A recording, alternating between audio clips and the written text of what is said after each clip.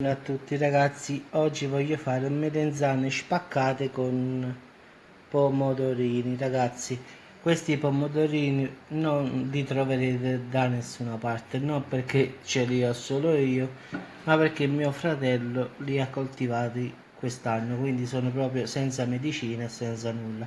Come pure queste, diciamo, melanzane in effetti sono della sua terra, quindi in effetti ragazzi proprio oggi mangeremo 100% sano. In effetti questi sono i suoi, diciamo, raccolti dal terreno che lui ha a Baronissi, una provincia qua di Salerno, vicino a 3 km da me qui, e ha fatto le melenzane, i pomodorini, ma anche altre cose ha piantato, quindi ha fatto una bella cosa. Quindi oggi faccio questa ricetta, melenzane spaccate con pomodorini, quindi una cosa leggera dopo quella cosa di ieri, che ragazzi oggi ci vuole una cosa leggera perché ieri davvero pesante la situazione. Quindi andiamo ad aprire le melanzane, mettiamo un po' di sale, le facciamo un po' perdere quel sapore amaro che hanno. Quindi procediamo. Ecco qua ragazzi, le ho messe lo sale sopra, le faccio stare una ventina di minuti così e poi andremo a sciacquarle e a strizzarle, così si toglie tutto questo sale.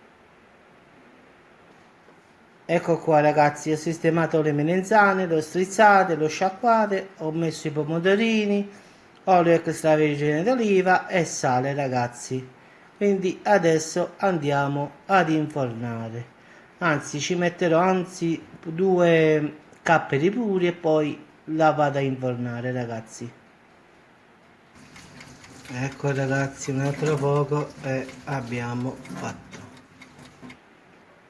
Ragazzi, il piatto è pronto, quindi come sempre ragazzi, melanzane spaccate con pomodorini freschi, olio extravergine d'oliva e capperi. Ragazzi, tutta roba genuina. Diciamo, le melanzane me le ha date mio fratello, i pomodorini uguale, i capperi no, questi li ho comprati, olio extravergine d'oliva l'ho preso a San Gregorio Magno, quindi è di produzione artigianale. Quindi ragazzi, questo è proprio un piatto salutare al 1000 per 1000, non al 100%. Quindi ragazzi, se permettete, prima che si fa freddo io me lo vado a mangiare. Come sempre, se permettete, oggi a mangiare. Ciao a tutti ragazzi.